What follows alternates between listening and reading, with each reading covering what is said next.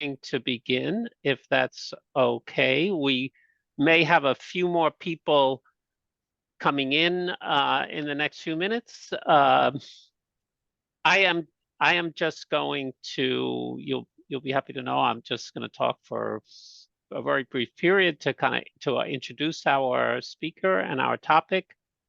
Thank you all. Welcome.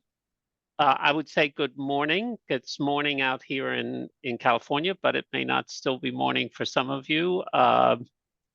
This is our first AMA, Ask Me Anything event. We recently decided that this would be a good way to develop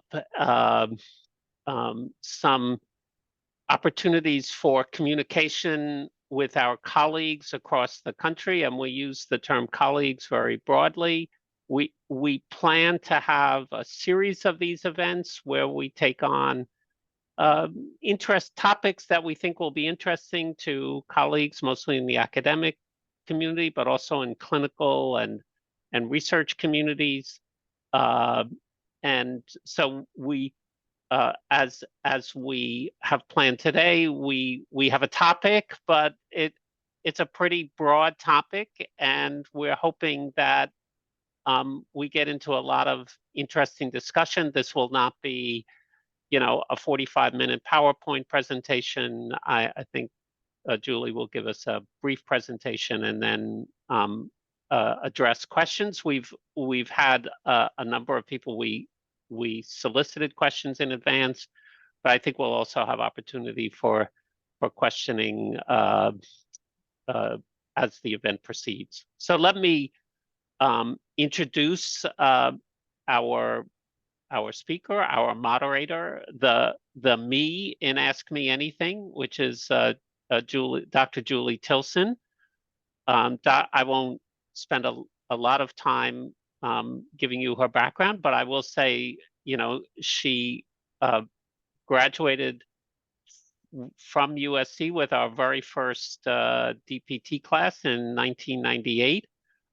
She had an exceptional clinical career, moved into research, came back to USC to develop her research career, got an advanced degree in research, has been a leader in educational research, especially in looking at methods for teaching evidence-based practice. About 6 years ago, we asked her to take on a very important project for us, which was the development of a new pathway for our DPT program. That is what we call a hybrid pathway. And I'm sure all of you know what we mean by that, and Julie will tell you a lot more about it. She was the initial director of the hybrid pathway, but more recently, I think even now 3 years ago, she took over the role as associate chair of the division with responsibility for DPT education in general. So here she is, Dr. Julie Tilson. Hi, everybody. Welcome. We are so excited to have such a great turnout and to have a conversation with you today about excellence in DPT education with a focus on hybrid education and specifically what we're doing here at USC. So the way this is going to work is I am going to start by answering the 3 questions that we promised we would answer when we invited you to come. So that was, why did we create the hybrid pathway in the first place? How do we strive to build a culture of excellence with a hybrid pathway?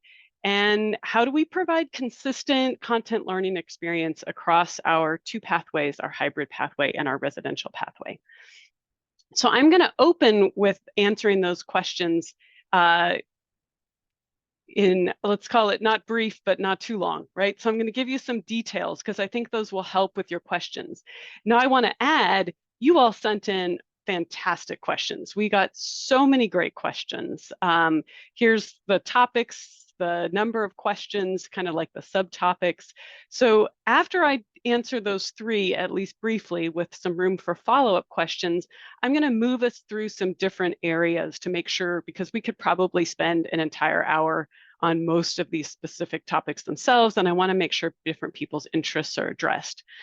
So we're going to practice right now. So this is about how I'm going to distribute the question time. This 25 minutes includes me doing some opening information sharing. And when we get to the point where we're asking questions, that what we're going to do is Jarell, one of the many staff helping me today, is going to drop a question in. So Jarell, can you drop in a practice question? So she's going to drop a question in that this is a practice one, but she'll drop the pre-submitted questions in. And then, okay, so here we go. How do you, let's do this one. Let's talk about DPT education excellence. Now, just to practice, you can see down here, you can do a little emoji. You can click on that emoji. We've got a couple people that did thumbs up. So you'll be able to either put in your responses to the questions that Jarell drops in that we already got, or your own. And when you all upvote things, I will spend more time on them. We probably won't get to all the questions, so that's how you'll vote for questions that we address, okay?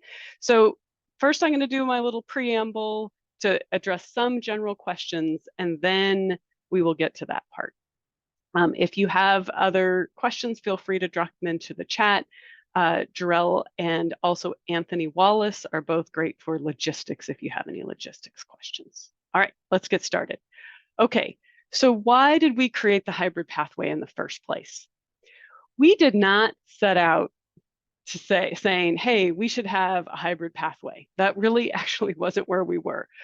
What we were looking for, and always are as a division based on our mission and our values, is we want to have impact, we want to have national reach, we want to diversify our student body, diversify our faculty. We've always had modernization as part of what we prioritize. We went to iPads for all students pretty shortly after they were released. We went to all electronic testing over a decade ago. And so technology has always been part of what we wanted to do, but our biggest value was leadership in the profession, leadership in DPT education. And we saw that hybrid education was coming. The technology was there, it was going to be part of the landscape, and we wanted to influence how it was done so that we could establish our version of excellence of hybrid education. And that's what I'm excited to share with you today. So that's why we did it. Okay. So how do we strive to build a culture of excellence in a hybrid pathway? So the first thing I want to share is the DPT program at USC is not an island. In fact, it's part of a trifecta of efforts that we have to lead the physical therapy profession in our own way. So the DPT program is focused on training excellent clinicians and future leaders. Our biokinesiology program is focused on high impact rehabilitation research and training our PhD and master students. And our extensive clinical services across multiple sites and all areas of practice is about advancing care, delivery models, and our postgraduate education. So our many residency and fellowship programs, all with the goal of transforming healthcare by creating the future of physical therapy. And the hybrid pathway plays into that. So this is how we think about excellence in DPT education. And this is based on Jensen's work, as well as the ACAPT Excellence for Framework. So we work to establish for every person, no matter where you are in our institution, shared values for excellence, shared leadership, continually seeking improvement, having a diverse and inclusive community, mutual trust and respect, support for innovation and risk-taking, which adding the hybrid pathway certainly was, a passion for learning, and holding each other accountable, which that's part of what this is about, is I think the community wants to know that what we're doing is high quality, and making us ourselves available to answer these kinds of questions like you have is part of that value.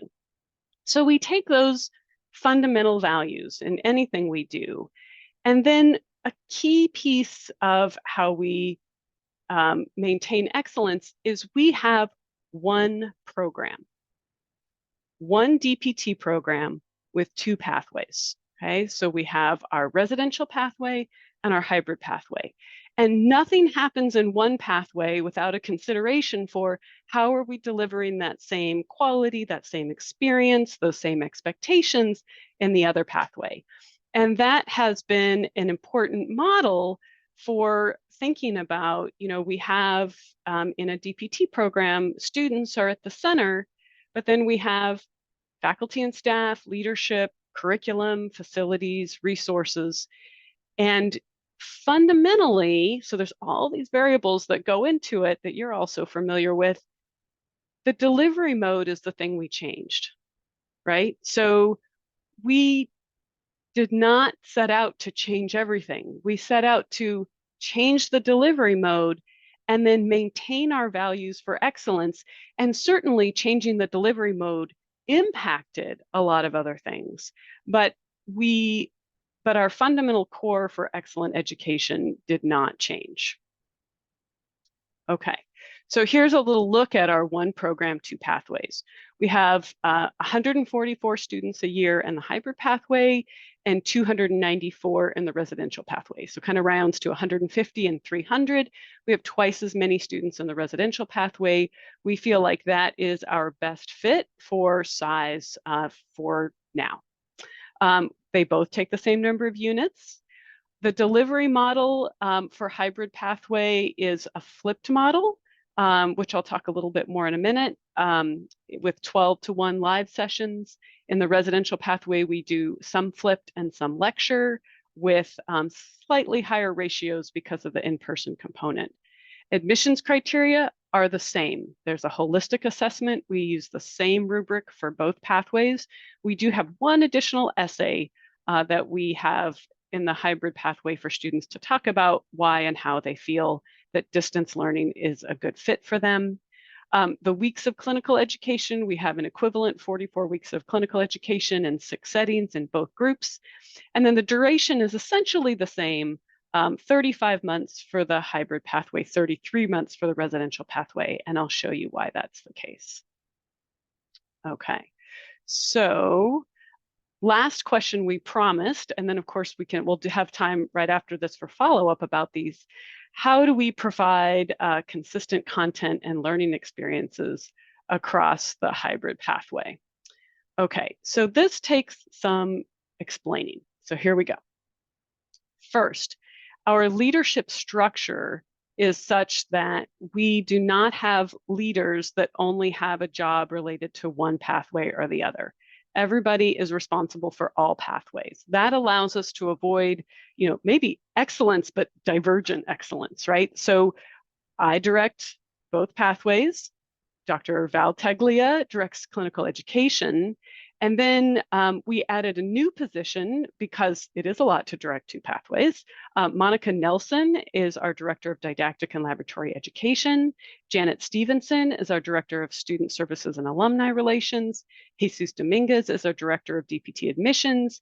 And Mike Anderson is our Director of Faculty Services and Development. So to make it manageable to direct two pathways, I have a big team. And we all look at both pathways in everything that we do.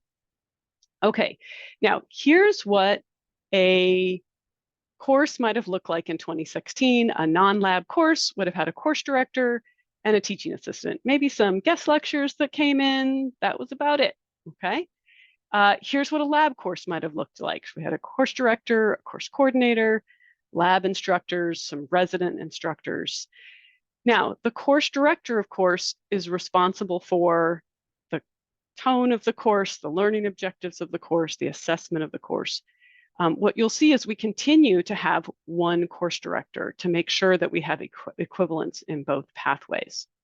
So what we did in 2016 is we took our lecture courses, our lecture lab courses. There were 30 courses in that model.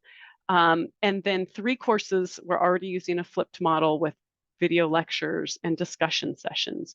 And we spent a year on for every course. We had 2 faculty. They had a year to work on it. They were doing other things too. But it took 12 months at least working with our online program manager, 2U, who had initially approached us and said, we want to do hybrid education and we want to do it with USC. And we said, it took us a year, but we said, okay, we're into it, we're up for it. And everything that was in a course got translated into either asynchronous video modules that the students do on their own time in advance, synchronous Zoom sessions, 12 students to 1 faculty, and immersions on campus for lab content. So the great thing about this was we had to pick up every lesson in our DPT program and say, why am I teaching this? How am I teaching this? How does this match to my learning objectives? How am I assessing this? And everything that was kept in the residential pathway, because it still held up to standards, was put in the hybrid pathway. And labs, if it happens in lab in the residential pathway, it needs to happen in the hybrid pathway. And for the most part, that happens in lab with just a slightly different preparation model. Okay, so then we went into studio. One of the questions I got was, where is the big budgetary impact on adding a hybrid pathway? This studio experience was extremely expensive. It was a mutual investment between us and our online program manager, 2U, and they spent, hundreds of thousands of dollars on our big lab courses, each one. So it was a tremendous investment. But here you can see some little pictures. All of our laboratory content was shot with 5 cameras.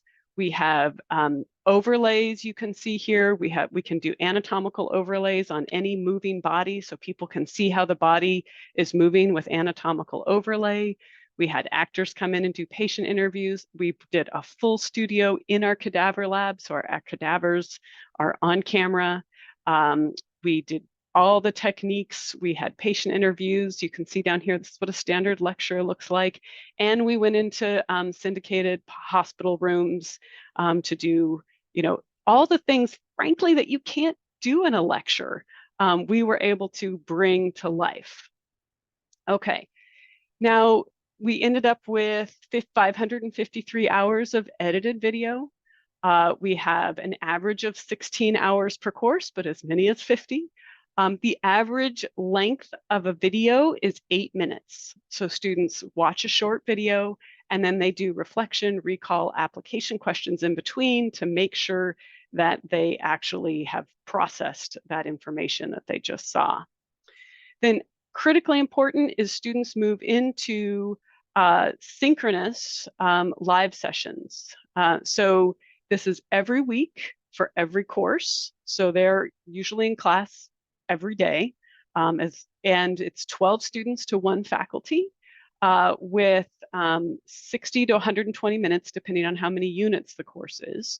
And live sessions are intentionally crafted. So we don't have, so faculty teach 1 to 2 live sessions. You don't give, faculty don't just go in and make up their own lesson with the students. There is a carefully crafted, consistent lesson that has parity to the residential pathway and has parity between live sessions. And what that allows us to do, because the students have already been exposed to the information, is really move up Bloom's taxonomy and apply, analyze, evaluate, and create in these live sessions.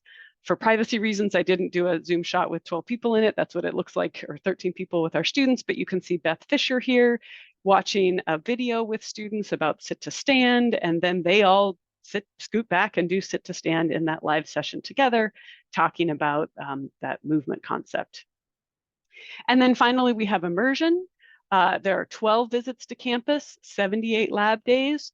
Most lab time is matched 1-to-1 with a residential pathway, especially if you extract out any lecture that happens to be sitting in lab. That doesn't happen in immersions. All practical exams are on campus. There are about 23 practical exams in both pathways, and they are the same practical exams. So we got a question about like, how do you make sure that students have the manual skills, the psychomotor skills? They have to pass the exact same exams that we give in the residential pathway and are based on our longstanding criteria for what makes a student ready to go into lab. Okay, this is a little insight into what an immersion looks like. Okay, so they can be anywhere. We have 1 3-day immersion at the beginning of the program. They can be up to 10 days long. Average is 7. And we purposefully intersperse content. So the yellow here is a patient management course. It is intentionally interspersed with anatomy and other courses because, as we know, interspersed learning is better than all packaged together. Students do not come into immersion and start learning lab content. They start learning lab content week 1 through video live session, and then they are instructed before they enter the program. They have to have community partners. They have to practice weekly at home, and they submit videos of skills showing their progression of learning and getting feedback from faculty as they lead up to their typically 2 immersions per semester. So this is an example of a midterm immersion. Okay, so students come in having practiced, having gotten feedback, and knowing where their weaknesses are. And then we have faculty working with them in a 6 students to 1 faculty ratio, going over and refining their skills and preparing for their practical exam, which happens at the end of the week. I got a question about anatomy. How is anatomy different? We use an anatomy app, Complete Anatomy, that is beautiful and has all kinds of overlays, plus the videos of our anatomy lab. And then in the pink spots here, you see the students are in with our bodies. They do not do dissection for the most part. They can dissect a little bit if they want to. We've actually made that change in our residential pathway. We're piloting that now with our residential pathway as well. So they're spending more time touching, interacting with, manipulating structures than removing fat. So they are in the lab and they are tested in the lab with the same expectations of recognizing cadaveric structures as our residential pathway. Another question we got is, are students reimbursed or provided with a discount for travel and lodging to attend in-person days?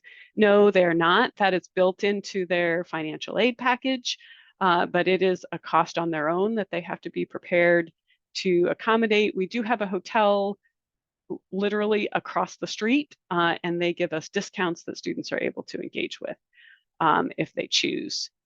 And our structure with skill acquisition, we really base all of our teaching on the best evidence for teaching and learning. We pull a lot from Brown's Make It Stick book, and we do a lot of repetition, recall, interspersed practice, and a lot of opportunities for forgetting and remembering as they move through.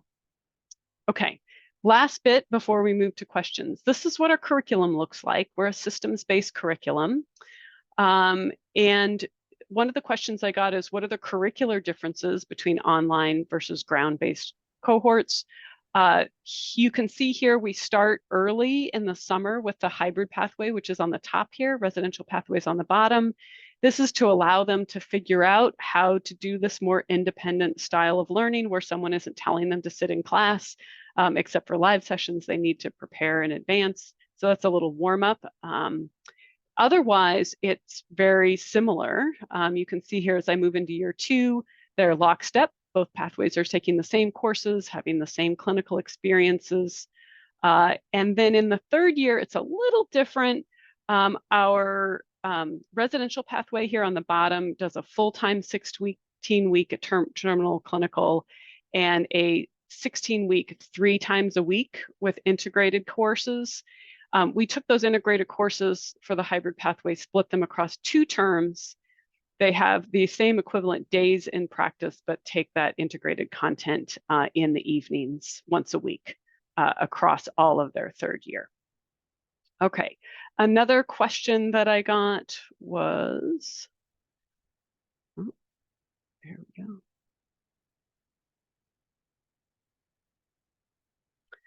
What outcome measures are being used to assess the psychomotor components? As I said, same exams, same thing, always evolving and hopefully getting better and more effective, but the same strategy that we've been using for a long time. How do you ensure readiness for clinical education in a virtual environment?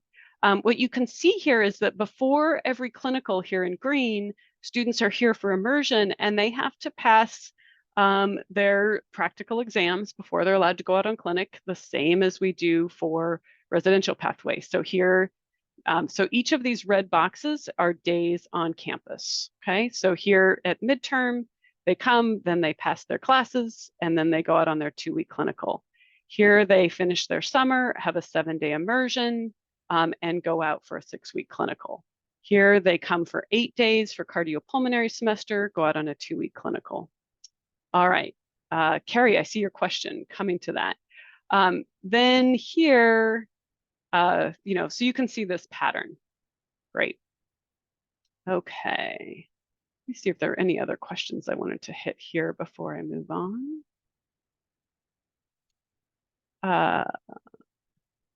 Okay, since the NPTE does not assess hands-on skills, how do we ensure students who spend only 1 week in a semester in hands-on labs have adequate skills? So you can see they're spending a lot more than a week per semester, and hopefully I've answered that, but happy to follow up if you have additional questions. Okay, so remember that we did this translation. We actually ended up with a lot of courses liking the model that we developed for the hybrid pathway better for the residential pathway as well. So now about a little over half of our courses use the same model in the residential pathway.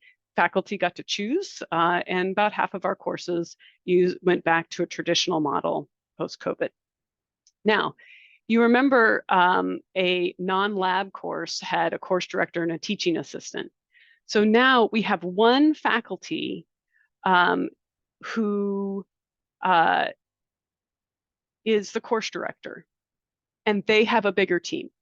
So they will now, for example, have a residential lead and a hybrid lead. This would be for a non-lab course, who then have discussion section leaders for the residential side, live session. It's really the same thing, either in person or on campus. And they are one team. So if you are a live session instructor in the hybrid side, you are contributing through team meetings every week to the residential pathway experience and vice versa. So faculty are not identified as hybrid faculty or residential faculty. They are identified as faculty, and they contribute to the courses that they're in. This is what a course that does not use flipped model might look like for a lab course. The course director, you've got hybrid and residential leads, then you've got live session instructors, and then lab instructors. And then our most beautiful, huge teams that are very common look like this now. So you've got a course director, a course coordinator, leads for both pathways, live session instructors, laboratory instructors, some of those are the same, and residential pathway instructors. Okay, so this is how we maintain consistency and one faculty with one set of learning objectives and one set of learning experiences. We had a big increase in faculty. So we've had overall a 48% increase in the number of people who teach in our courses.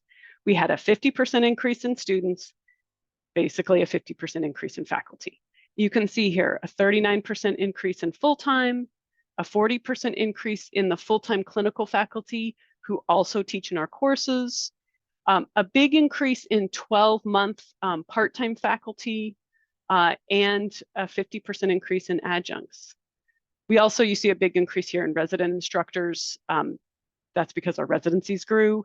Our teaching assistant numbers are about the same. Okay, so I'm going to stop there. and take more questions on curriculum, immersions, and faculty. So I'm going to back up to some of these that have been dropped in, and then you can continue, and we'll spend a couple more minutes on this before we switch gears and start talking about the students. For 2-week experiences, do you have a healthcare system that you work with? No, we have, other than our own healthcare system where we have multiple sites, but certainly it does not meet our 150 students in a placement. We have an amazing clinical education department with our director. She has 2 assistant directors of clinical education and 3.5 staff that work with our sites to place people into 2-week clinicals. Let's see. Thank you, Jessica. Jessica's one of our ADCEs. Okay, so, and Jarell has dropped in some chats, so some texts that were other questions we had on this topic. Okay, I see a thumbs up for remediation. It's great. So we have students need to pass their practicals. They have to achieve a passing score in every section of a practical. They get a chance to retest while they're still here in the hybrid pathway. However, they can only retest twice at the midterm and still pass the course, or once at the final. When there is, it's very high stakes like that, there's no more chances after that. We tell them in advance, you will need to come back to campus to retest because they're tired at the end of immersion. They clearly don't have the skills yet if they're not passing. So we give them some time. We provide faculty support, additional tutoring, and then they know they need to come back to campus to pass that course before they can move on. All right, let's see, I'm seeing pretty even distribution of chats. Let's see, I'm going to take Steve's question. What education research questions are you engaging in to appreciate the differences? That's a great question, Steve. We are really looking at student performance in our lab courses is a main area of focus. So Mike Anderson has been doing great work. He teaches our first 2 introductory courses in lab, one focused on orthopedic and one is basic introduction. And we're looking very closely at how different methods with immersion and different methods of teaching are impacting pass rates on their initial exams. We're also looking at student engagement as well as clinical performance. Okay. Let's see here. Great questions. I'm going to take Jennifer's question. With so many faculty engaged in the course, how do you handle course evaluation, specifically through the lens of individual faculty going up for promotion or tenure? Great question, Jennifer. So there are tiers. The faculty who are our adjuncts are evaluated by their course director because that is the person who really sees their work, and they are only being paid for that teaching component on a semester contract. And that information is then used for promotion. Beyond that, people do a full end of year self-assessment that then gets turned in, goes to our faculty affairs committee, and gets reviewed by myself and Dr. Gordon, and those rankings are then applied and then used for the promotion process. All right. Oh, I see 4 here for Kendra's question. Given that all of your faculty are engaged in both pathways, does that mean all faculty are co-located within the program, or do you have remote faculty? If you have faculty who are remote, how do you manage team building, workload, logistics, and travel? Great question, Kendra. All of our faculty are not locally located. I actually have a note here for myself about, I think we have 19 at a distance.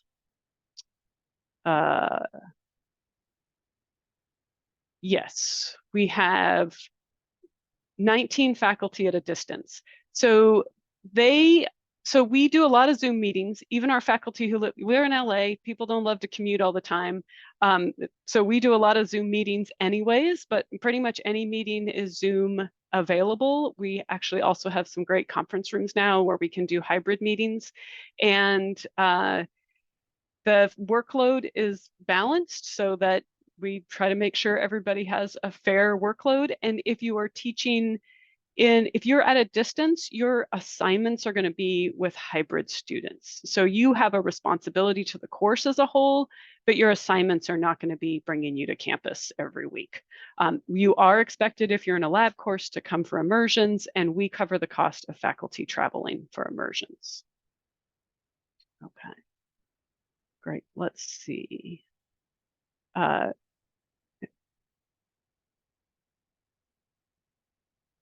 Okay, I'm going to take Andrea's question and Diane's, and then I'm going to move on to students. It must be difficult to update the recorded lectures since the production of the originals was so technical and expensive. Andrea, the good news is it's not so hard to update. It felt very scary. We started it about a year and a half ago. We currently have a third of our courses are either have been updated or are being updated. And it is, faculty know more what they're doing. They have specific things they want to change. And our online partner, Still To You, has been great about taking people, back into the studio. We actually had cameras on campus the other day filming things that are happening in our neuroscience labs for an update to our neuroscience course. So it has not been quite so scary and overwhelming as we thought it would be, because we have a great partner and because we're more informed about what we're doing. And some of the stuff is timeless and doesn't have to be redone. So we don't redo a whole course, we do select parts. Great.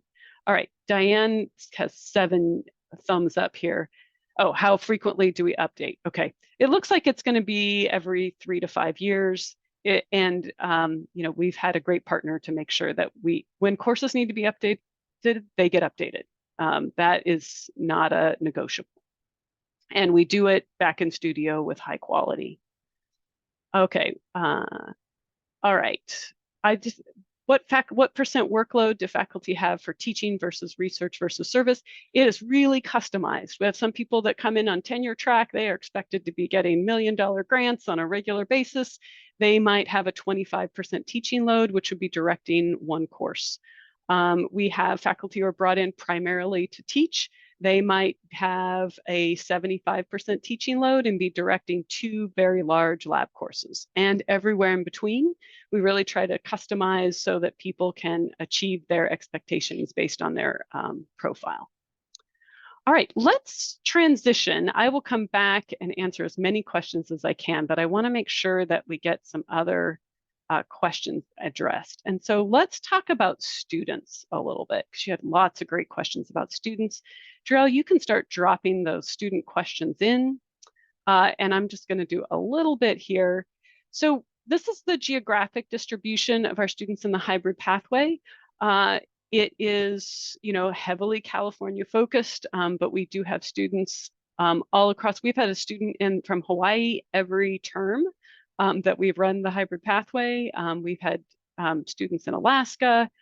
Interestingly, the percent of students who hail from another state is the same between the residential and the hybrid pathway.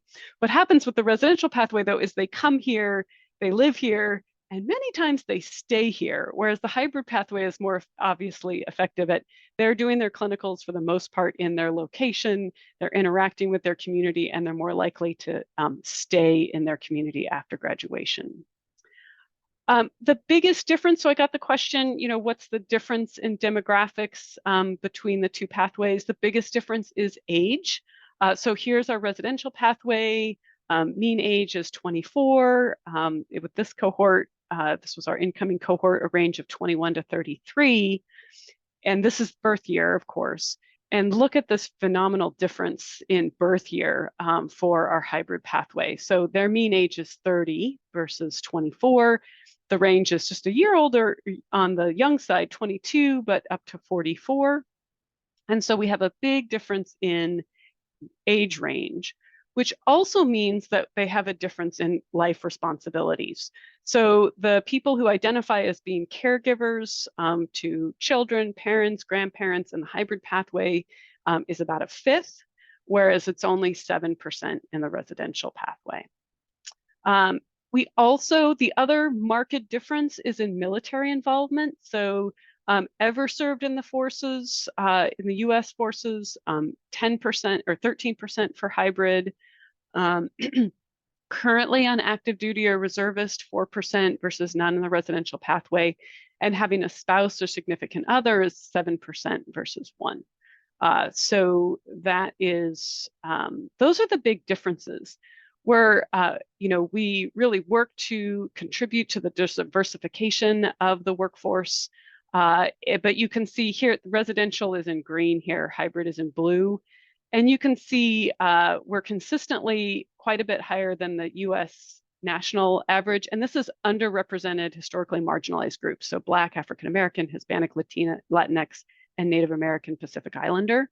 So we are, pushing 25% pretty consistently, as high as 35, 36%. But which pathway is the leader bounces back and forth, so they end up about the same. All right, so let me stop there then, let's see, and look at the questions that are getting the most interest here. Okay.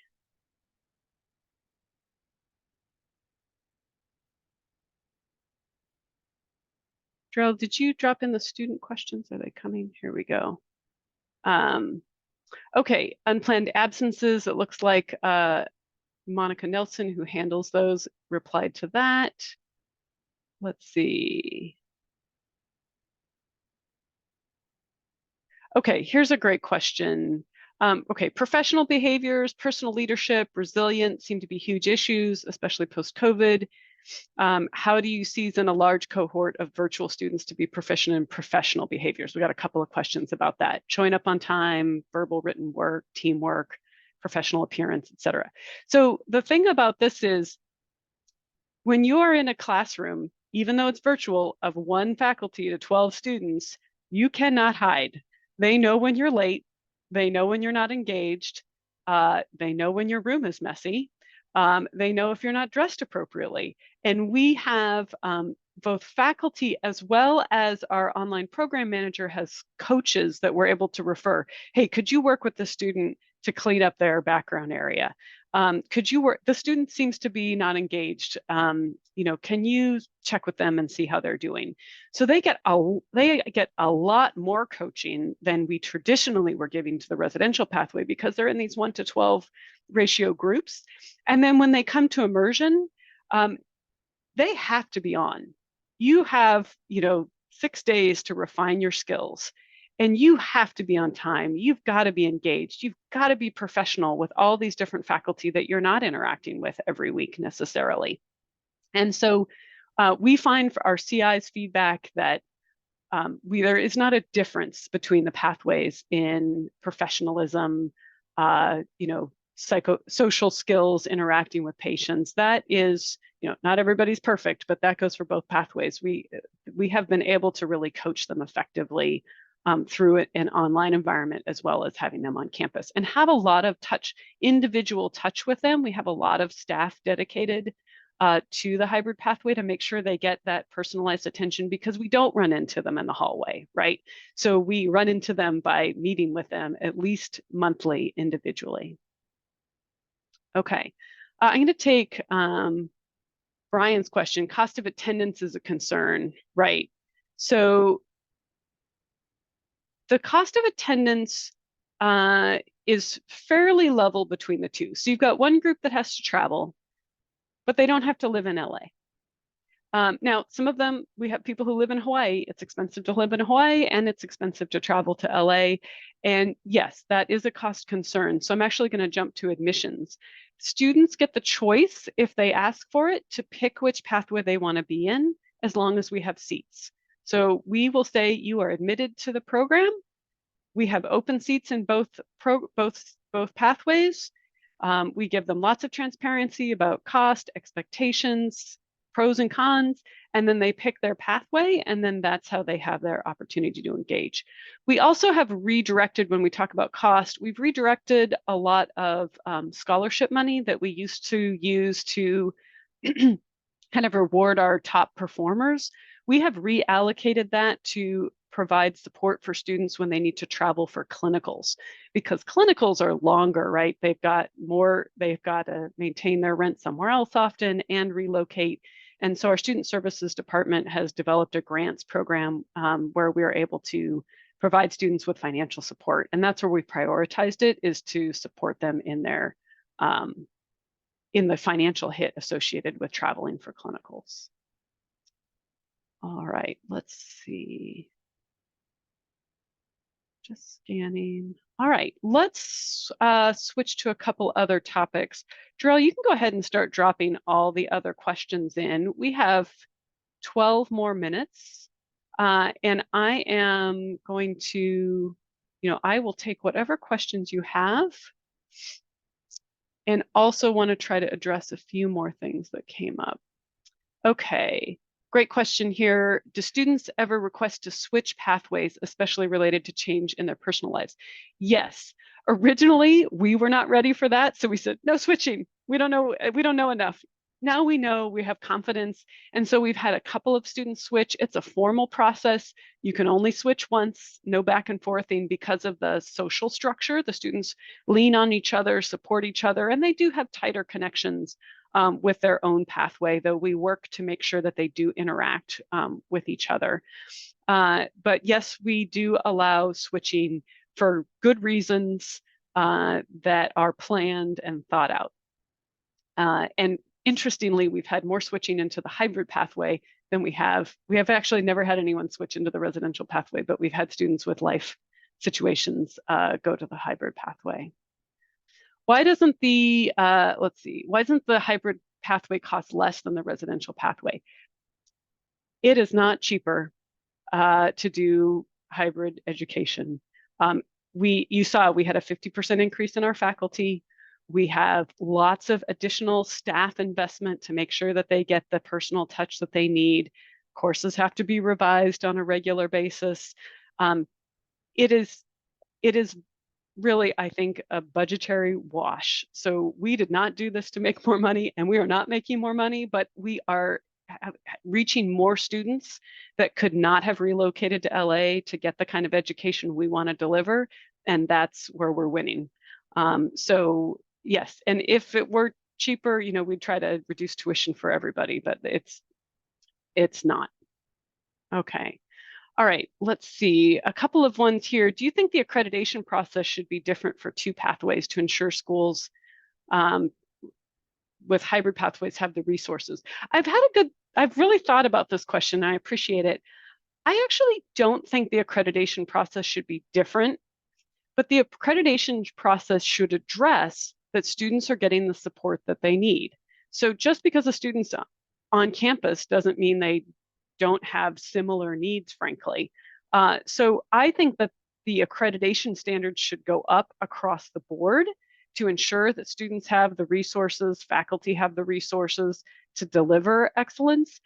But I would like to think that I think there's a universal expectation of quality that is regardless of pathway. But great question. Okay, let's see. Ooh, I've got 8 here from Russell's question. Do you see a difference in NPTE pass rates between your hybrid and pathway? So between your two pathways. So yes, let me go to that slide. We do.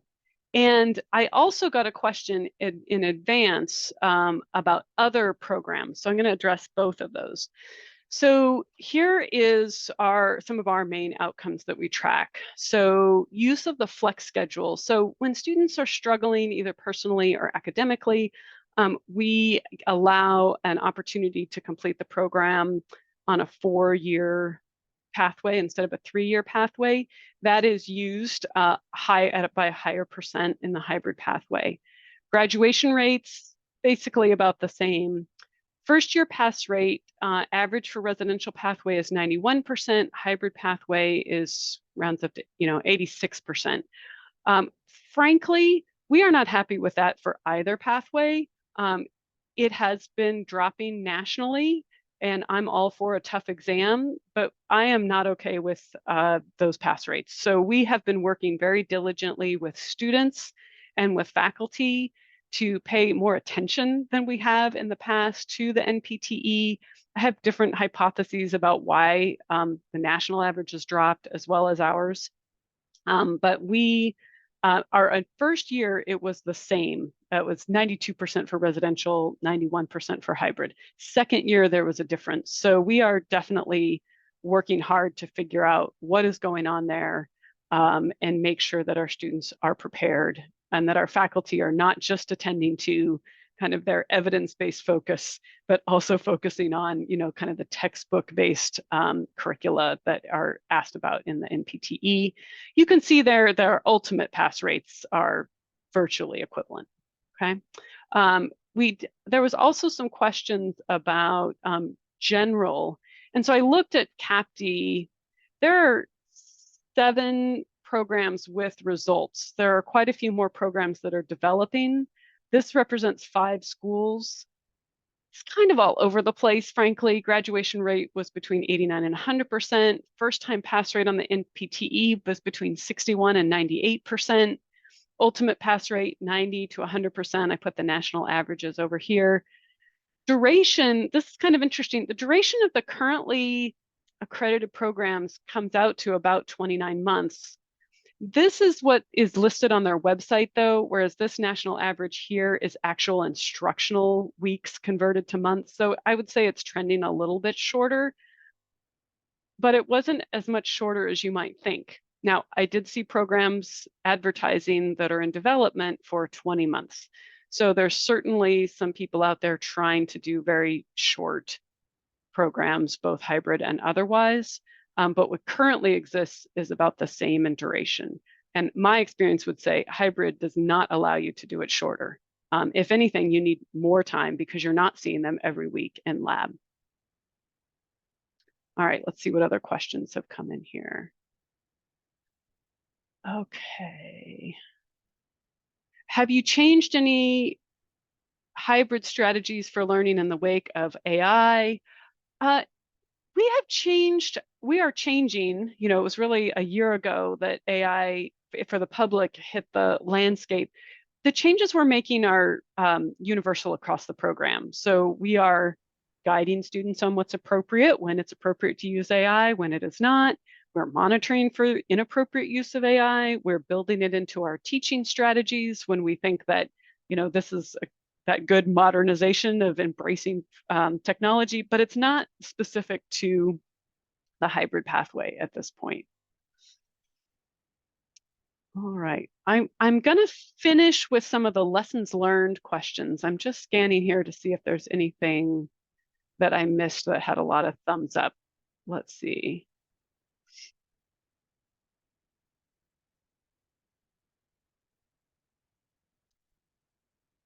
Okay, all right, I'm going to finish with these last few then. Okay, so if it works for DPT education, what are your thoughts on hybrid PhD education for training future faculty and researchers? I will tell you, one of the hats I do not wear at USC is training our PhD students. But I would say that it depends on what you're trying to teach, and it depends on how thoughtful you are about how you do it. You can do anything pretty much. You can try to do anything on Zoom, but do you have the thoughtful development of curriculum? Have you leveraged studio time to do things that you wouldn't be able to do for your PhD students? Demonstrate an experiment that's too difficult to run multiple times. And then do they need to be, in a lab with certain equipment, with subjects? It might be very hard to do, but it probably depends on what it is that they're studying. But certainly, I think the technology has changed enough that it's worth asking the question, could we do this for certain things well at a distance? Okay, great question here from Lauren. Do students have access to hybrid materials? Yes. So both ways. So hybrid pathway students have access to our building, our university structures, our libraries, our anatomy lab, off hours. They obviously can't go in when residential pathway students are in class, but otherwise, if they want to, they have access to those materials. And our OPM 2U has been fantastic about helping us provide all of the asynchronous tools to the residential pathway students. Sometimes they're required to use it, sometimes they're not. So it really has revolutionized both pathways. Okay, let's see here. Biggest surprises, challenges related to hybrid clinical education. Oh, this is great. I'm going to step in our short period of time for Val Teglia, who has done a great job weathering these. The caregiver element makes it harder for students to have flexibility in their schedules. So it's not different that they're hybrid or residential, but there's a higher percentage that are caregivers. So that has been a challenge. The same goes with the higher percentage in military. They have to move, they think they're going to live in one place and then their spouse gets relocated and they have to move. So it's not about the modality by which they're learning. It's about the life circumstances they bring with them. That's been I think, the big surprises for clinical education. As well as making relationships across the country. We have lots of relationships in LA. We are making relationships in each new community that student lives in, and overcoming some of the biases that people experience about, oh, it's hybrid education, they must not have good lab skills, they must not know how to talk to people, I don't know that I really want to invest in that. So overcoming some of the biases that people naturally have developed about distance education has been another challenge, I think. All right, let's see here. Oh, lots from Dan's question. Have you found a clinician biased against hybrid education? Yes, and we're actually studying that. In fact, at ELC, if you're going to be there, we'd love to see you on Friday morning. We are presenting some data about qualitative interviews we've been doing with our CIs. For the most part, CIs say when we do our midterm visits, I don't see a difference. The performance is the same. Sometimes they have a fantastic student and sometimes they have a student that's still developing. But we are talking to them about their biases. And yes, lots of people carry biases. Even the students carry biases sometimes. So that's something we're doing things like this today to really help people learn more, be more educated, to overcome biases that might be founded in assumptions. All right. So with that, we are at the top of the hour. I want to thank everyone for all of your great questions. It's been so much fun to talk with you. I hope to talk with you more. I hope to see you at ELC, or I'll put my email in here. If you have a burning question that you didn't get answered, I'm happy to answer it via email. And I want to thank our communications team and our staff for all of their support in putting this on. It's been super fun. And if you think we should do it again, let us know. I know I didn't get to all your questions, and certainly happy to continue the conversation. So everyone, have a great day. Thanks so much.